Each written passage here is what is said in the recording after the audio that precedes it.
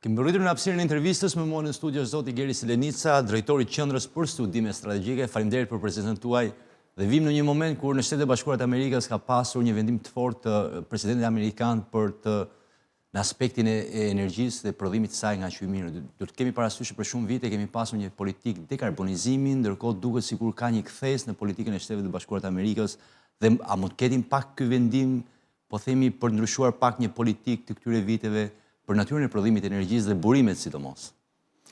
Patjetër që do ketë, dhe efekti primar është që do të çlirojë fondet e investimit që të investojnë dhe të financojnë qymyrin. Kjo është një zhvillim jashtëmase e rëndësishëm gjeostrategjik për Kosovën në radhë parë, për arsye se ka burimin numër 2 të qymyrit në Evropë mbas Gjermanisë, ose numër 4 në botë. Pra në një farë mënyre, kjo politikë e Shtetet e Bashkuara të Amerikës mund të ndryshojë politikën globale dhe reaktivizimin atyre termocentraleve, këtë po thoni apo? Kjo do të ndryshojë, shiko, të ta shpjegoj pak më thjesht, që të kuptojmë përse presidenti Trump e bëri këtë. Faktikisht, kjo ishte për të bërë 5 vite më parë, ne kemi biseduar me DFC Bank, bankën e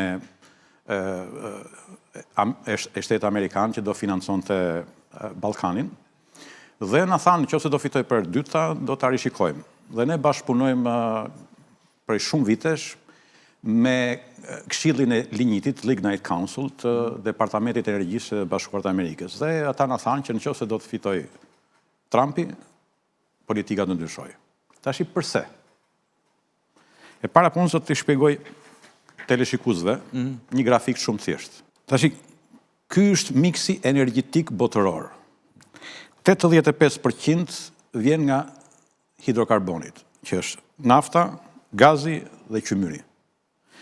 15% është këto që quhen burimet rinovueshme. Ky trend po të vazhdojë më tutje deri në 2050-ën, sikur të rriten burimet rinovueshme, do të shkojë nga 85 në 80%.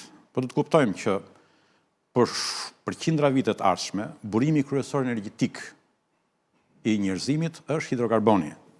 Dhe në të gjithë këtë, po të shikoni, qymyri është 30%. Të shpesh e rëndësishme në... është një miks shumë i rëndësishëm energjetik. Dhe vetëm 2 vende janë vendet që ti mund dëgjosh të vërteta energjetike. Është në Houston, Texas, kur bëhet konferencë energjisë, siç ishte javën e kaluar, ose në Adipec në Abu Dhabi. Dhe çështja e dekarbonizimit është më shumë një ide populiste e majt se sa një ide shkencore. Për arsye se, nëse do ta bësh të pastër, pastro burimet kryesore energjetike, mos shpik burimet të reja energjetike sepse nuk është e mundur. Arsyeja pse kanë dalë në modë, ose deri më tash ishin në modë burimet rinovueshme, sidomos fotovoltaiket, është një gjë shumë e thjeshtë.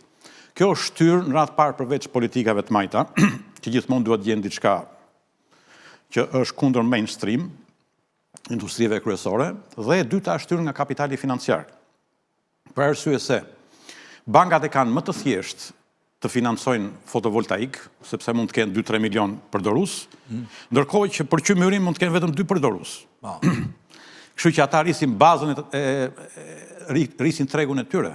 Dhe këta influencojnë dhe politikat pastaj që shife se këto po ndosin ambientin, këto nuk ndosin ambientin, e më the tash. Për të rikthyer te vendimi Shëbazu, thatë Kosova mund të përfitojë në fakt, i përmendet që ka në Europë është e dyta për nga Asia. Për çfarë tash të mbaroj, do të kaloj te Kosova, po të mbaroj çështjen e presidentit Trump.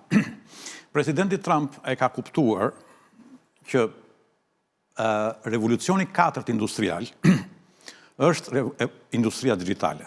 Dhe për industrinë digjitale, elementi kryesor janë të dhënat dhe inteligjencë artificiale, që do më thonë të procesimit të dhënave sa më shpejt. Në këtë pikë, Amerika ka vetëm një konkurrent që është Kina. Dhe sekreti i ekonomisë digjitale është energjia.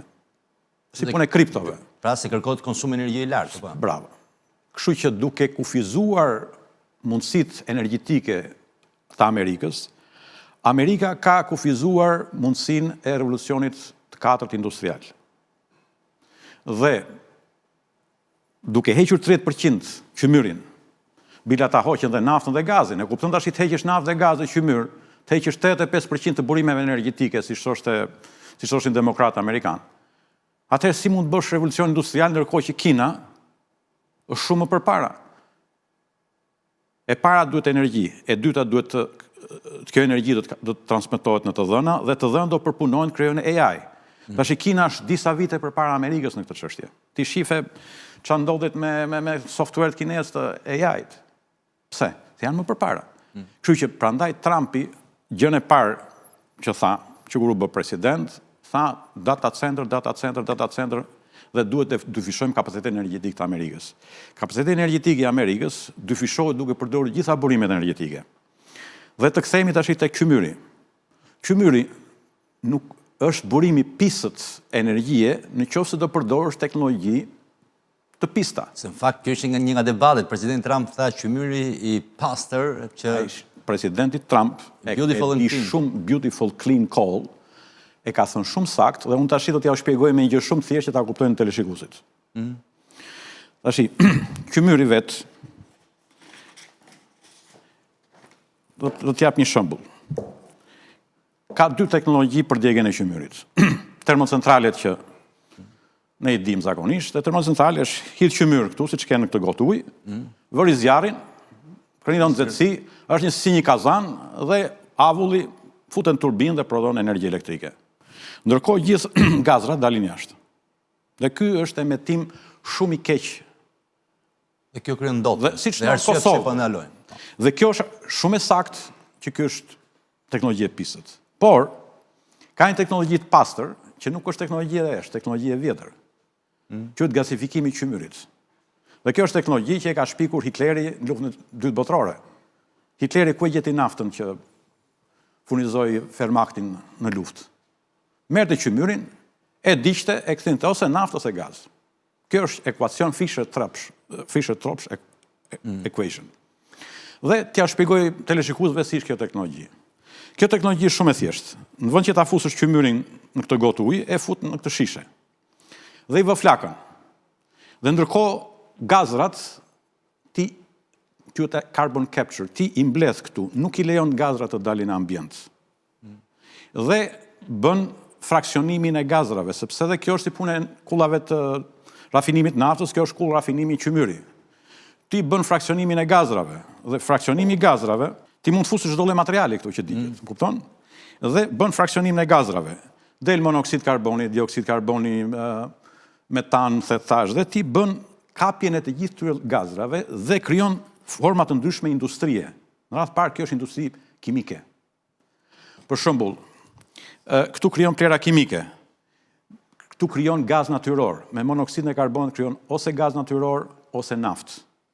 Për shembull, Afrika e Jugut, kur i vun embargo para 30 ca vitesh për naftën, u detyrua të kthehej tek teknologjia gjermane dhe filloi të ndërtonte fabrika gasifikimi të qymyrit. Dhe prodhonte naftë. Sasoli i Afrikës Jugut, kompania e naftës Afrikës Jugut, nuk nxjerr asnjë kile naftë në Afrikën e Jugut. Merr qymyrin e bën naftë. Tash o e bën naftë o e bën gaz. Këto janë. Dhe ndërkohë, gjithë kjo nxehtësi që krijohet, ti krijon vë turbinat dhe krijon dhe energji elektrike. Domethënë, miksi energjetik që krijohet këtu është diçka shumë interesante, sepse këtu krijohen disa produkte. Ti nga qymyri në këtë teknologjinë e vjetër, ti merr vetëm avull. Gjithë produktet tjera ti let humbasin. Nësa me këtë teknologjinë e gasifikimit të qymyrit, ti krijon një industri petrokimike. Dhe Amerika që flasim, shumë pak veta e din, por industrinë e gasifikimit të qymyrit sot e ka Amerika akoma, e ka Afrika e Jugut dhe Kina pastaj që ka kaluar në nivel... Europa nuk... Evropa të fundit fare ka në Spanjë. Ka pasur Gjermania e ka gjysëm kështu shfarce pumpe afër Berlinit. Ka pasur Hollanda njësi të shellit, por holandezët kanë filluar dalin kështu green, pavarësisht se burimin kryesor e kanë naftën dhe gazin. Kështu që Evropa ka bërë dhe Amerika kanë bërë një gabim shumë të madh sepse kanë bërë deindustrializimin e Amerikës dhe të Evropës. Dhe presidenti Trump me shumë të drejtë don t'i kthejë industritë mbrapsht në Amerikë, do bëj reverse industrialization. Këto teknologjitë që me të vërtet u shpikën para 100 vjetësh. Por, dhe para 50 vitesh për arsye kostosh i kaluan në Kinë. Kina sot është nivel 20-30 vjet më i avancuar se sa gjithë pjesa tjetër e botës përsa i përket teknologjive të gasifikimit të qymyrit. Amerika ka vetëm 2 njësi gasifikimi, më e madhja në botë është në North Dakota, ata degin çdo ditë 50.000 ton qymyr dhe e kthejnë në gaz. Dhe gaz furnizohet me gaz natyror gjithë Amerikën e Veriut me tubacion e gazi dhe dioksidin e karbonit e kalon me tubacion 300 milje e çon në Kanada që fut fushat e naftës për të holluar naftën dhe me energji elektrike mban North Dakota, South Dakota, Idaho, Montana, domethënë është një burim shumë i rëndësishëm. Më thënë, po të marrin shembull të Amerikës, që pavarësisht politikave që thonë që nuk duhet qymyri, Amerika sot që flasim e përdor këtë. Dhe ne nuk po kërkojmë në Kosovë që të bëhet në shpike e re. Ne duam siç bëhet në North Dakota, të bëhet edhe në Kosovë. Në fakt për të ndalur te Kosova, në fakt për të përqendruar. Pse ka mbetur Kosova ka 2, me sa më ndjeni dhe 2 termocentrale, por të teknologjisë vjetër, pra sigurisht se tham tek shembulli i parë të periudhës ish Jugosllavisë. Po janë ndërtuar para se të lidhim neve. Dhe ndërkohë ka pasur diskutime për të bërë edhe një termocentral tret, i cili për shkak të, po themi, të debateve, të cilat u përqendruan kryesisht tek ndotja nuk u bë kurrë. Mirë bën që nuk e bën atë propozimin amerikan. Tash çdo propozim amerikan është i mirë. Kuptoj. Ai ishte një propozim që e detyronte Kosovën t'ja blinte energjinë me 8 euro. Kështu që nuk ishte një propozim shumë interesant për qevjen e Kosovës dhe më mirë që u hoq. Për të ndalur tek Kosova më konkretisht, pra nëse do të kemi një impakt që vjen për sa i përket rregullave dhe përdorimit të qymyrit, për çfarë potenciali ka realisht Kosova dhe si mund ta transformojë ky aset? Tashi, Kosova, këto janë vendburimet e qymyrit Kosovë. Që dim. Sepse Kosova ka një problem shumë të rëndësishëm.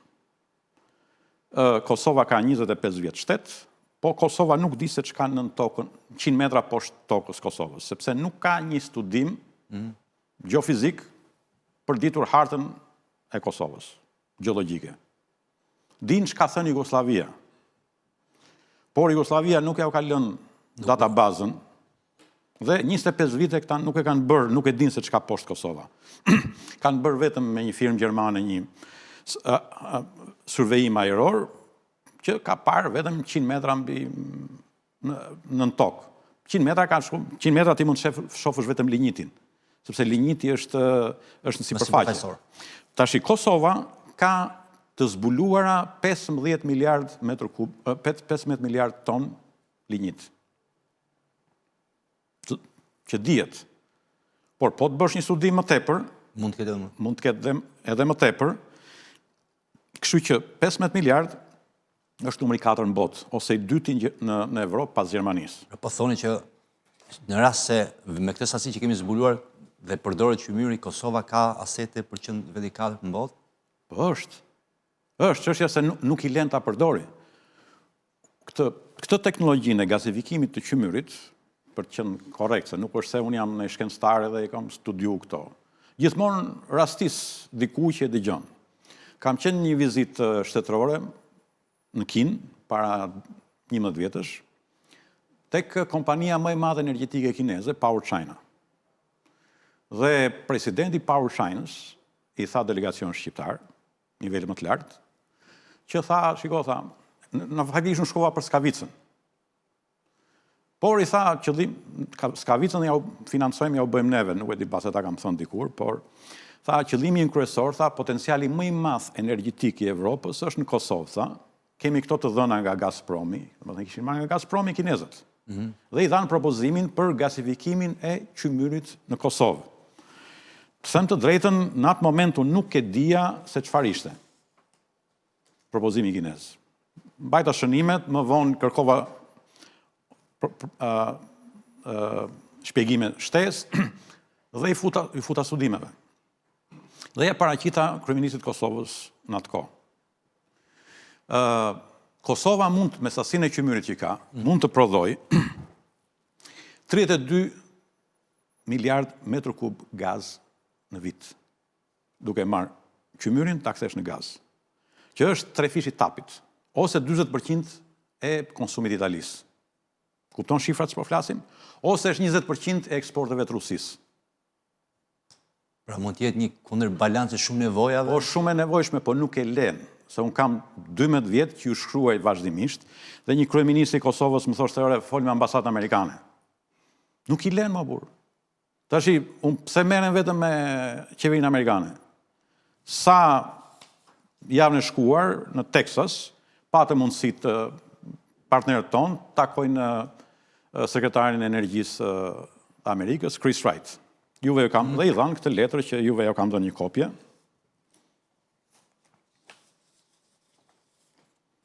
Ja, kush letra për sekretarin e energjisë. Dhe ata e morën shumë seriozisht, sepse i thamë gjë shumë të thjeshtë. I thash qymyrin e kthejmë në datat i kthejmë në AI. Tashi, Amerika ka nevojë për AI, nuk ka nevojë as për energji, as për data. Ka nevojë për AI. Dhe AI vetë Amerika nuk arrin do ta gjeneroj aq shpejt sa që duhet, pavarësisht se presidenti Trump thotë duhet dyfishimi kapaciteteve energjetike, se çdo gjë është energji. Por Amerika sa do t'i heqë rregullimet, më the tash, do 10 vjet në rastin më të mirë të dyfishoj kapacitet energjetike. Kështu që atëherë çfarë bën? Do bësh outsource. Njëjta gjë si Tajvani me mikroprocesorët. Strategjia jonë është të kthejmë Shqipërinë dhe Kosovën në një Tajvan për data centers, që të kemi mundësinë të procesojmë të dhënat amerikane. Dhe them edhe një që ata që marrin vesh e kuptojnë, po pjesa më e madhe nuk u kupton.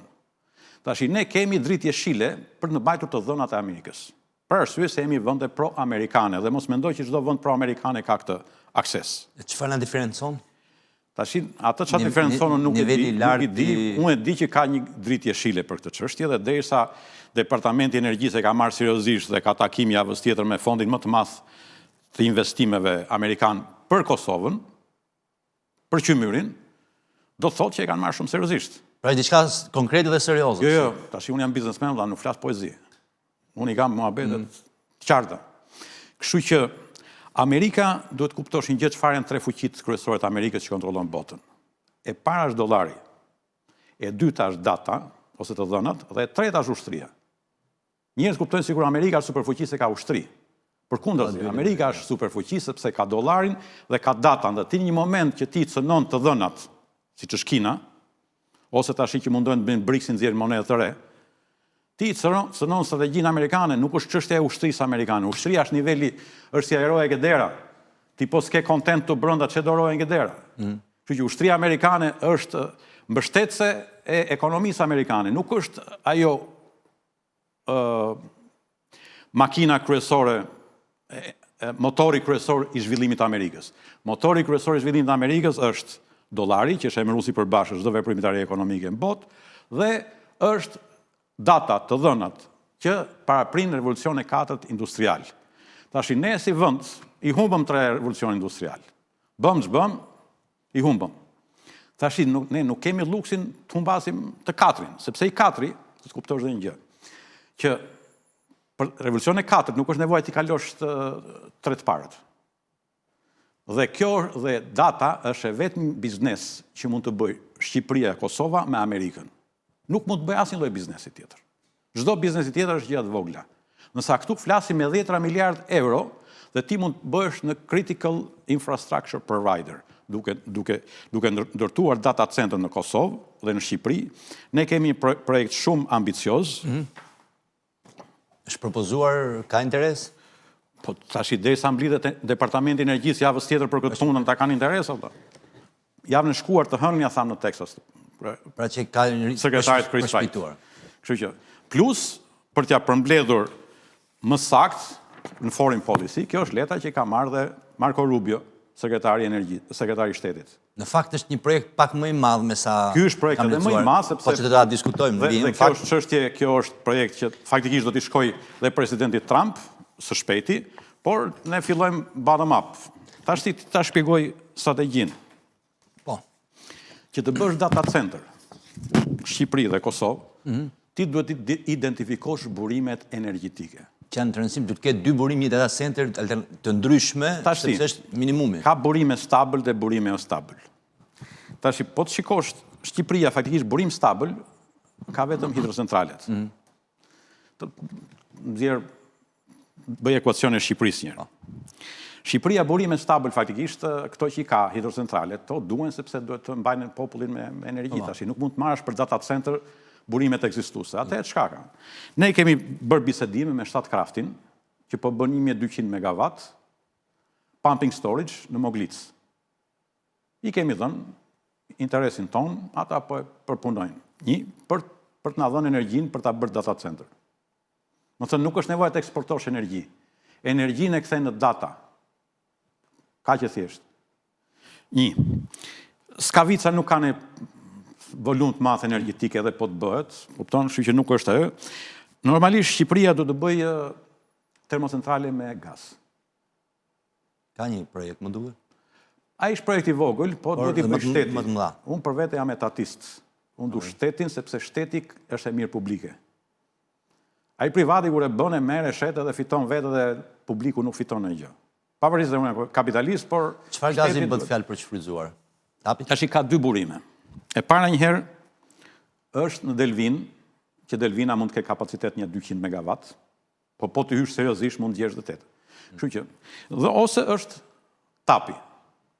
Që mund të ishte zona e Fierit për shkak apo? Po diku këtu kalon Tapi ose mund të jetë në Korçë, ku ka daljet e Tapit. Më kupton? Tash këto janë 2 burime stabil. Burime jo stabil, ke fotovoltaikët që tash janë dhënë një 2000 MW leje. Kjo është gjë pozitive. 3.000 ka kërkuar Mazdari i Emirateve, shkonja 5.000, po do të kesh parasysh që 5.000 prodhojnë kur ka diell. Kur s'ka diell, s'ka. Me diell jemi, por tash kjo nuk bën për data center. Kjo automatikisht, kjo do dhe battery storage.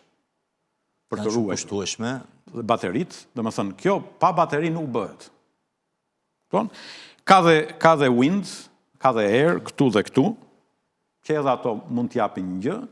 Kemi një propozim tash që na ka ardhur nga Kina, që është një shpike e re Universitetit Tsinghua, që ku ka dallg mbi 3 metra, ka një prodhim shumë stabil të energjisë elektrike, që po e verifikojmë në këtë zonën jashtë Karaburunit, që është zona gjithmonë me erë dhe me dallg në Bregdetin shqiptar. Tash kjo është Shqipëria, por desh ke parasysh që këtu nuk ke energji stabil. Me gjithë to që folëm, përveç gazit, nuk ke energji stabil. Ndërsa Kosova ndryshon matematika. Kosova nuk s'ka luksin e energjisë solare dhe por ka qymyrin. Por ka qymyrin. Tash qymyrin varet sa takat ke të prodhosh. Për shembull, ne kemi bërë në master plan, kemi bërë 2000 MW. Po të kuptosh që nësa Shqipëria 5000 MW, duhet kuptosh që këto data center nuk është se do të krijohen si data center. Këto do bëjnë data center tamam për inteligjencë artificiale. Dhe ka një arkitekturë komplet tjetër, sepse duen edhe ftofja, duke konsumuar sasi të madhe energjie, duen ftohje me lëng. Nuk bëhet më ftofje me kondicioner, ose si që i kanë këto. Kështu që kapacitetet për AI data center sot që flasim në Amerikë janë rreth 30 gigawatt. Ne po planifikojmë për 5 vite ardhme 7. Kështu që ti je një critical infrastructure provider, si thonë. Pra kemi shanse reale për të kthyer në Tajvanin e ri të dhënave? Besoj që po, nuk besoj që ka politikan në Kosovë ose në Shqipëri që del kundër kësaj çështje. Ne ja kemi propozuar qeverisë, opozitës, si në Shqipëri dhe në Kosovë, ca i përmendin, ca si përmendin, po që nuk besoj që ka në një... Sa do kushton një projekt i tillë për Kosovën? Dhe kush mund ta financonte, po themi? Bravo, këtu më dole. Tashi, e bukur është që financuesit janë të gjithë gati. Po, duhet kërë pësysh të fuste bloqet e financimit. Ke financime afat shkurtra që janë bankat që kemi në këtu. Ke financime afat mesme që janë sa fonde investimi. Ke edhe investime edhe financime afat gjata që këto i bëjnë vetëm capital market që janë Wall Street i më thetë tash. Tash, ne flasim vetëm me Wall Streetin. Ne shkojmë direkt aty where the money is, si thanë Al Capone, tha, pse vjedh vetëm banka, tha, po ato kanë lek, tha. Kështu që lek, real, likuiditete, ka vetëm kush kapitalizimi më i madh i parave që është në Wall Street. Në Evropë nuk ka kapitalizim parash. Kështu që shumë fonde investimi të Wall Streetit kanë shprehur idenë, kanë shprehur dëshirën për të financuar këto për arsye shumë të thjeshtë. Për arsye sepse kjo ka një rentabilitet të jashtëzakonshëm. Po të shohësh ekonominë digitale, këto janë gjithë katet e ekonomisë digitale. Që nga mikroprocesorët, dhe të data center. Data center, dhe të produkti fundit, markup-in e ka 52%. E di ç'do të 52%? Do thënë, ty të kushton e blend diçka, ose koston e ke 100 lek, e shet me 152. Kjo t'jetë 33% marrësh fitimi. Tash ekonomi, ti që fitosh 33-35% marrësh fitimi në shkallë kaq të madhe, nuk kanë botë. Pra një ofertë joshse për investitorë serioz. Investitorë serioz janë rradhë. Çështja është, duhet drita jeshile nga 2 institucione. Departamenti i Energjisë Amerikës dhe fatkeqësisht ne jemi të lidhur tash me Sekretarin e Energjisë në Vjenë, Komiteti i Energjisë. Në fakt mund të ketë një përplasje se Europa është pro politikave. Do ketë përplasje dhe nuk e di si do të transmetohet kjo te politika e Kosovës. Do dëgjoj qeveria e Kosovës Amerikën apo Evropën. Sepse nuk besoj që Evropa do përkrah këtë nismën e Trumpit për qymyrin. Dhe jam i sigur që Evropa do të ndaloj Kosovën. Tash kjo varet nga politikanët e Kosovës. Politikanët e Kosovës gjithmonë mundojnë të shpikin versione të reja energjetike. Dëgjoja një nga këto partitë e Kosovës është do bëj termocentral me gaz në Kosovë. E kupton tash, ignorancë totale. Si mund bësh Kosova s'ka gaz me vëlla? Ku ta marrë gazin? Nga Azerbajxhani? Ose dikur, unë kam qenë pjesë e marrëveshjes që është bërë Kosovë-Serbi nga presidenti Trump, dhe një nga pikat ishte energy security. Dhe dikush me lobin grek, futën që hajde bëjmë gazsjellës nga Greqia për në Kosovë t'i japim Amerikan LNG, Kosovës. Dhe unë që është partizani kundër dhe ja u shpjegova me argumenta, të paktën DFC Bank e mbështeti, tha ke shumë të drejtë, tha, Energy Department tha ka pas presione nga lobi grek, tha, dhe tha, e para punës Amerika s'ka LNG për Kosovën, një. E dyta është çështja e sigurisë energjetike. E treta është kosto, qa kosto ka, se mos mendoti që kushton lira jo, se ti do marrësh gazin, do ta lëngëzosh, do ta transportosh, do ta sjellësh në Aleksandroupolis në Greqi, nga lëng do ta kthesh në gaz, do ta fusësh tek tapi, do fitoj operatori grek, sa do t'i shkojë kosto Kosovës? Që i kjo është budallik spektakular. Ose për shembull tjetër thoshin do merrem me Kosovën me renewables. Po ku ti gjesh renewables Kosovë? Ata s'kan ujë. Ujë për të pirë nuk kanë. I hodhën bombë atyre kanalit Ujmanit. Më kupton? 3 metër kub ujë në sekond i duhet Kosovës për të pirë ujë. Më kupton? Kështu që ndërsa kjo ty të kthen automatikisht në Katar. Pra të duhet mbase Kosovës të zgjedh. Kosova ka një problem shumë të madh politik tash, kushdo që të jetë në qeveri, do zgjedh propozimin amerikan dhe unë po mundohem ta bëj sa më të thjesht për qeverinë e Kosovës, sepse nuk kemi pse t'i fusim në sherr me Evropën, por ne do të japim propozim amerikan nga fondet më të mëdha të investimit amerikane për të financuar kekun. Jo për ta bërë vetë, se dje patëm biseda, thanë të ta bëjmë vetë, apo i thash jo, zë ta bëni vetë, ta bëjmë me kekun, sepse ata e bëjnë vetë dhe fitimet i marrin vetë. Mund duhet që të ketë diçka në Kosovë. Si etatist? Zgjidhje mirë. Patjetër. Kështu që i thash, ne do financojmë Kekun dhe ju mund të futeni partneritet me Kekun. Kështu që në momentin që Keku futet një lojtar, dhe Kekun e kemi parashikuar, siç kemi në Shqipëri, Korporatën Shqiptare të Investimeve për operator strategjik, në Kosovë duhet jetë Keku, për arsye të qymyrit. Keku duhet jetë aksioner dhe në data center, edhe në gjithë digital infrastructure. Në një rast hipotetik, po themi arrihet një marrëveshje, si ndryshon ekonomia e Kosovës dhe impakti që mund të ishte nëse zbatohet kjo në Shqipëri. Po, ekonomia e Kosovës... Në Kosovë kemi akoma diskutime për rritjen e çmimit të energjisë, është një diskutim shumë intensiv i ditët fundit, por edhe mungesat shumëta energjie. Shiko, mungesat vijnë gjithmonë nga mendja. Kur s'ke mend, s'ke as për bukë për të ngrënë, jo korrent. Tash ti, që të heq merakun se të gjithë po mboshin komente në Facebook që tha kjo kushton shumë, tha.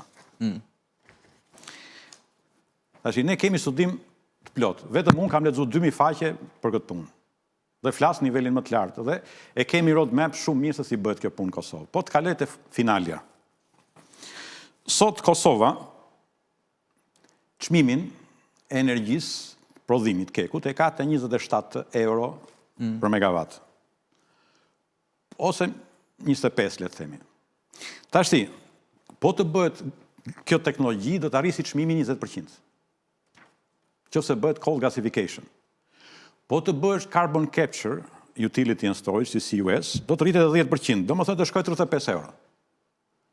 Po prap kjo është në nivelet pranueshme dhe aq më tepër që energjia këtu nuk është se do ta eksportojmë. Kjo energji do kthehet në data. Dhe datat do të kesh ekonomia e datave, është një gjë shumë fitimprurse. Domethënë, për Kosovën... Pra ju jeni të teza që duhet energjia të jetë vetëm për data, jo një shtet eksportues pra nga shfrytëzimi i linjave. Kosova s'ka të jetë shtet eksportues energjie, Kosova do eksportoj vetëm inteligjencë artificiale. Të kaloj në nivel tjetër, nuk ka nevojë të mendojnë think big.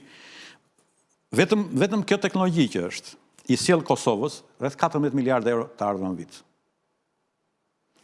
14 miliardë? 14 miliardë. Po tash këto janë shifrat. Qofse do, ja kam çuar, të gjithë i pëlqejnë, po frigohen sepse i duken shifra shumë të mëdha. Tash s'është fajim se ato kanë frikë nga shifrat. Por Departamenti i Energjisë që i kupton shifrat e mori seriozisht. Kështu që në Kosovë ne do shkojmë me qeverinë amerikane dhe themi do bëjmë këtë punë. Kaq. Do ta bëjmë transactional, siç e ka politikën Trumpi. Dhe kjo është transactional policy dhe aq më tepër ne i kemi dhënë propozim qeverisë amerikane nëpërmjet sekretarit të shtetit që siç ka atë minerals deal me Ukrainën, ta bëjë dhe me Kosovën dhe me Shqipërinë. Dhe i kemi bërë një roadmap. E cila është? Roadmap-i shumë, e para njëri që ka minerale, kjo nuk diskutohet, por do duhet pak punë. Në radhë parë, duhet bërë një studim gjeofizik, inventar magazine, marrësh vesh sa ke, qa s'ke. Nuk ka nevojë të flasim me hipoteza. Në fakt, me sa di, ka nisur një studim Shqipëria të paktën për mineralet, besoj apo? Tashi, as tjetri nuk ka nisur as një studim. Këto janë të gjithë wishful thinking, si e thonë. Ka një iniciativë për gjithë Ballkanin, në fakt, po jo, kur nuk ka as iniciativë, tash këta janë punë që i bëj shteti vetë, valla, se kjo është suverenitet kombëtar. Kjo është aseti yt më i rëndësishëm strategjik.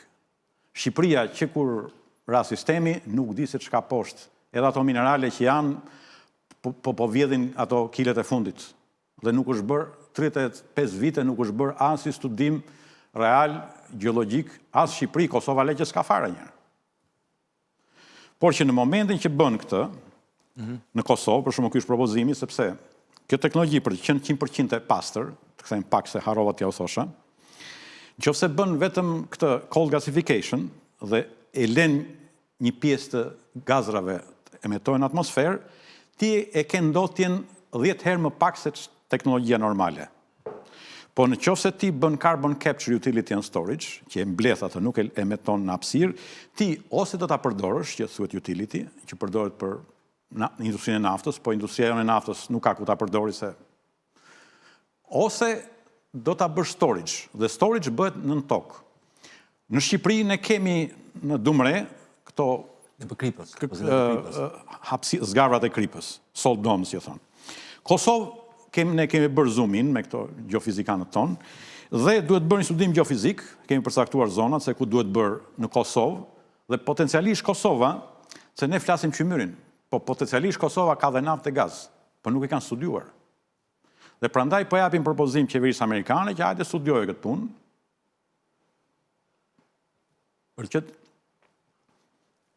Në fakt, në këtë kontekst, Qendra për Studime Strategjike ka pasur dhe një projekt që është Balkonekti, që tashmë është bërë Balkonekt 2.0. Po. Ku konsiston ky projekt i ndërlidhjes, me sa unë e kam arritur ta lexoj, dhe madje është rikthyer edhe në letrën që ju keni dërguar sekretarit amerikan të shtetit, ku detajohet për sa i përket dhe përfshin disa projekte që nëse do shohësh faturën e tyre janë realisht. Janë projekte 100 miliardë euro. Shumë të mëdha. Plus. Tashi, kjo shpjegoj. Janë 4 element të strategjisë tonë kombëtare. E para njëherë është ndërlidhja. Ndërlidhja ka Porto Romanon, Hekurun, Shqipëri, Kosovë, Sërbi dhe Malizi, Bosnjë. S'kam shpjeguar herën e kaluar. Dhe dry portet e thata, që janë nyjet limfatike që mbledhin gjithë ekonominë dhe janë katalizator zhvillimit ekonomik në gjithë të vende. Kjo na duhet që t'japim dhe zhvillim ekonomik vendeve përreth. Dhe kjo na bën epicentër të ekonomisë Ballkanit. E dyta është infrastruktura digjitale. Po ti shofësh këto, se duhet të shofësh dhe sa fitim ke nga këto, sepse po diskutojë me dikë një program ekonomik kishin bërë një partie, dhe kishin vënë bujqësinë si prioritet. Edhe i thash, ore, po t'ishte bujqësia kaq interesante, do ishin gjithë bujqit njerëz pasurit. Tash kjo punë këtu do shofësh sa fitim ke. Tash ekonomia, konektiviteti nuk ka efektivitet. Hekuruar Shqipëri Kosovë ka minus 7% fitimin në vit. E kupton minus 7% apo? Në 2 miliardë euro që bëhe Kurulla, 140 milioni ke humbje çdo vit. Do të një burim që ta bëri një arsye të jashtme që ta bëj. Edhe porti nuk është se ka fitim, se ti po i vure fitim portit, atëherë këto kanë vlerë multiply effect në ekonominë kombëtare. 15-25 fish. Nëse bëj Kurulla Shqipëri Kosovë 2 miliardë euro, ai zëri se ke investuar 40 miliardë euro në ekonomi. Ky është koncepti. Tashi, ekonomia digjitale e ka fitimin me 35% në vit. E kupton, këtu e ke minus 7, këtu e ke 35. Kështu që ekonomia digjitale çfarë përmend? Tash ti bën data center, po të bësh data center si të bësh një magazin pa dyqan. Tash neve të mbajmë magazin të dhënat amerikanëve dhe të botës dhe të mos përfitojmë në gjë ekstra. Tash lek mund të morim. Por duke pasur një data center, aty do të krijosh edhe një dyqan që të punësosh të orinin tonë, që të krijojnë merren me IT, sepse kjo është hardware-i, po duhet software-i. Ta popullosh këtë magazin. Dhe derisa i ke magazinën këtu ke derë shtëpisë, pse të mos i japësh rinisë të mundësi që të orientohet në infrastrukturën në IT.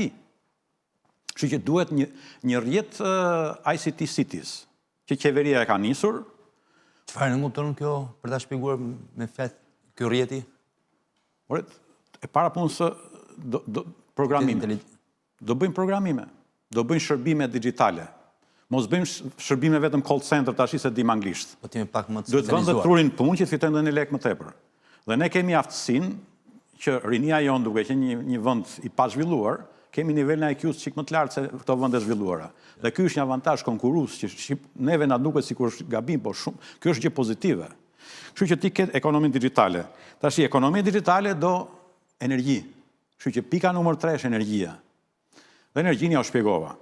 Dhe pika numër 4 dhe fundore është tërheqja e popullsisë shqiptare në Shqipëri.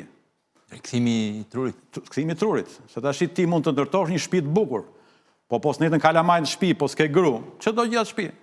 Vërtet. Kështu që dhe Shqipërinë nuk e çedon nëse nuk kthehen shqiptarët. Kështu që ky është politika për ripopullimin e Shqipërisë. Po ti do të japësh popullsisë shqiptare njëtin motiv pse kanë ikur, për njëtin motiv të kthehen. Dhe tash nuk mund të thesh. Rumania ka pasur në një proces rikthimi pra ka pasur migracion masiv, ka pasur rikthim një periudhë caktuar, pra mund bëhet. I ka, po ti duhet të kesh një element shumë të fortë, sepse du të kesh parasysh që brezi parë që ka ikur ka emocionet, brezi dytë nuk ka që emocionet. Se nuk e një. Atëherë, ti çfarë do t'i bësh? Do t'i japësh motivin kryesor, se ata që kanë ikur, nuk kanë ikur se s'kan dashur Shqipërinë. Kanë ikur se s'kan pas mundësi ekonomike. Kur t'i japësh ti rinisë mundësinë ekonomike që kanë mundësi më tepër në Shqipëri, në Kosovë, se sa në Evropë, automatikisht do kthehen. Se plus që kanë edhe anën emocionale, sado që mund të jetë brezi i dytë edhe i tretë. Ky projekt si e faktorizon, pra nëse po themi para është burimi i financimit që thamë që është financimi është unlimited, për arsye se unë për vete kam që në vitin 86 kam punu në bankën e Shqipërisë, kështu që unë kam nis nga financa, marr vesh nga financa, pastaj marr vesh nga këto punët e tjera dhe pas marr vesh nga financa, nuk e zgjidh dot të punë. Dhe të majtët dhe djathtë e pranojnë që ekonomia është qendra. Jo, e pranojnë, por nuk din ta bëjnë. As të majtët, e para nuk ka as majtët. Flasim të majtë në filozofi, jo të majtë në aktivitet politik. Dëgjoj, të gjithë i kanë qef frutat, por nuk din ta bëjnë bujkun. Për shembull, për hekurullën Shqipëri-Kosovë që e dia që do mpyesje, ne ku është avantazhi jon konkurrues me çdo propozim tjetër.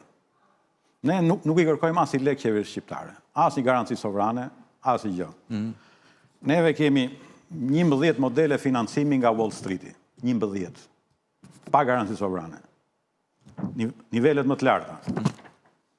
Të cilat BlackRock, State Street, që ta nuk u ka, vetëm televizor mund t'i kenë pa.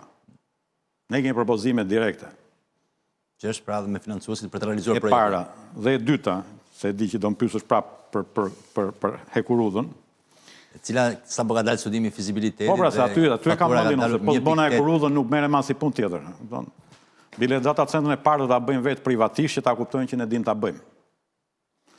Por te hekurudha avantazhi e pa studimin që ka 36 km tunele, 6 km ure. Është kryevepër inxhinierike edhe. Tashi, austriakët aty shkruajnë që kjo është nga most challenging infrastructure projects in the world. Më thënë, nga projektet më të vështira inxhinierike në botë. Ne kemi fatin që konsorciumi ynë është kompania numër 1 tuneleve në botë amerikane Robbins.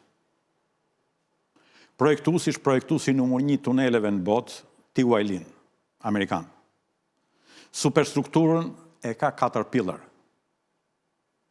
Më thënë, dhe financimin dhe financuesit amerikan nuk japin lek qeverisë shqiptare.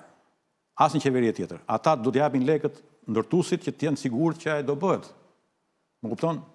Nëse qeveria shqiptare do t'japin 2 miliardë euro garanci sovrane. Çfarë i bën ta themi te hekurull që u tha që po themi ka rentabiliteti, po themi mbase me koston e investimit mund të mos ketë përputhje. Çfarë i bën josh se këtë hekurull për ta financuar? Atë asgjë se bën josh se një investitor privat, nëse s'ka motivin nacional siç e kemi neve, nuk e bë këtë punë. Edhe qeveria s'ma do mendje s'ka për ta bërë. Po se bëm neve, qeveria s'ka për ta bërë kurrë. Para punës 2 miliardë euro qeveria shqiptare nuk ka ku të gjejë. Janë shumë. S'ka i kërkojnë vind të gjithë to, nga BE-ja, i kërkojnë garanci sovrane. Po dhe 2 miliardë euro garanci sovrane, do zihesh me FMN, do ta ulin atë ratingun nga 3 bë minutë, do ta shpenzoj afare. Kështu që e prish 3 koston e financimit e më të tash. Kështu që qeveria lek nuk gjen. Qeveria që të bëj prap tender, ti imagjinoje tender para fizibilitetit, qeveria e ka bërë 3 vjet përpara atë studimin. Do të thënë, 3 vjet për të bërë një studim para fizibilitetit, që po të ishe ulur për 1 muaj e bëje. Tash si do bëj studim detail design, tenderim, ndërtim, në thetash që është dhe avantazhi konkurrues është tjetra, që në momentin që bëhet Shqipëria, ne e bëjmë automatikisht dhe në Kosovë, sepse kjo formula e financimit keku do na dalë garant për hekurullën. Se dhe në Kosovë do një 500 milion, se nëse bëjmë dhe në Gjakov, ne e bëjmë dhe në Merdare. Nuk bëhet hekurulla dhe në Gjakov. Dhe marim nga Gjakov, Prishtinë dhe Podujev, Merdare. E bëjmë dhe në Sërbi, e bëjmë dhe në Malzi dhe në Bosnjë, kështu që në momenti që hekurulla hapet në 5 shtete, nuk e ka IRR minus 7% në vit, po mund ta ketë pozitive, sepse hapet trafiku, ndërsa kështu vetëm Kosovë, Shqipëri minus 7% e le. Po ky është avantazhi jonë si konsorcium, sepse ne e bëjmë në 5 vendet njëjtën kohë. Për shembull, ne kemi komunikime intensive me qeveritë e këtyre vendeve dhe kemi dhe guidelines nga ambasada amerikane, sidomos në Bosnjë, sepse duhet me kalun tek Republika Srpska, ka thonë roadmap që duhet me fol me ato, me Republika Srpska, kupton? Kështu që... Një pyetje të fundit, çfarë parashikoni të ndodhë, po themi, në ditën e vijim, çfarë pritshmërish keni ju, nga informacionet që ju keni për këto projekte, çfarë mund të... Tash ne presim një përgjigje nga qeveria shqiptare, u bën 6 muaj që kemi dhënë propozimin, bile propozimi që kemi dhënë qeverisë shqiptare, ja kush ky. Këto janë gjithë propozuesit, 3 firma amerikane, ndërkohë që kemi një marrëveshje parakontraktore për supervizionin nga hekurulla italiane, se tash dikush do thotë që është bërë punë në rregull. Ne nuk do presim të na thotë qeveria shqiptare që është bërë punë në rregull, sepse nuk ka eksperiencë në këtë çështje. Por ne duam që të arrisim hekurullën shqiptare dhe për këtë punë prap hekurulla italiane, pavarësisht se ne kemi financimin komplet, po duam hekurulla italiane të mbështesë hekurullën shqiptare që ta edukojë edhe hekurullën e Kosovës për operimin më vonë. Se financimi nuk vjen, po nuk ka edhe një operim të sigurt, që hekurulla italiane do të jetë partner strategjik. Dhe plus, po ta shohësh këtu, propozimi që kemi dhënë qeverisë shqiptare është për hekurullën dhe infrastrukturën digjitale. Do të jetë infrastruktura digjitale ajo që do paguaj për hekurullën. Çfarë formë do ketë? Krahas linjave udhëve të hekurta do ketë edhe një... Po patjetër, do ketë private 5G network, do të ketë data center, bile neve kemi shprehur preferencën tonë qeverisë shqiptare që ne nuk duam ta financojmë këtë nëpërmjet hekurullës shqiptare, për arsye se ata janë vetëm fokus vetëm për hekurullën. Ne duam të shkojmë tek Albanian Investment Corporation, që është që duhet të jetë enti më serioz i Shqipërisë për të menaxhuar asetet publike. Për arsye se neve duam të financojmë atyre data center, që nga data center ata na paguajnë hekurullën. Se me vërthemi nuk po e kërkojmë asnjë gjë qeverisë, po ne po japim biznes. Atë data center e bëj dhon privatisht, nuk kam nevojë të fus të jap shtetit. Po jap shtetit që të paguajë hekurullën, ose me ta thon shqip, po e bëj vet hekurullën me lekët e mia. Por që duhet të ketë një arsye që është kështu që kjo është edhe në Kosovë ne po presim vetëm qeverinë amerikane. Nuk ka... Do kemi zhvillimin e javët në vijim ose muajt? Patjetër. Derisa e ka marrë seriozisht Departamenti i Energjisë së Amerikës, kjo muhabet. Tash, i vetmi risk në Kosovë është pengesa nga BE-ja. Pastaj do jetë një diskutim që do të zgjasë, besoj. Nuk e di, varet, po e bën amerikanët, si e bën Trumpi, e du sot bëhet. Po besoj që kështu ta bëjmë, sepse fondi i investimeve amerikan që do merret me gazifikimin e qytetit të Kosovës është fondi më i madh. Kështu që nuk besoj që do ketë rezistencë. Gjithsesi besoj se do ju kemi në studio për një herë të tretë. Gjithmonë kur ka lajme të mëdha, jam i pari që vi. Faleminderit shumë për këtë bashkëbisedim dhe informacionet që ndat me ne. Faleminderit. Shikues të televizionit Skan, ky ishte emisioni për sonte, bashkë ritakohemi javën e ardhshme. Mirupafshim.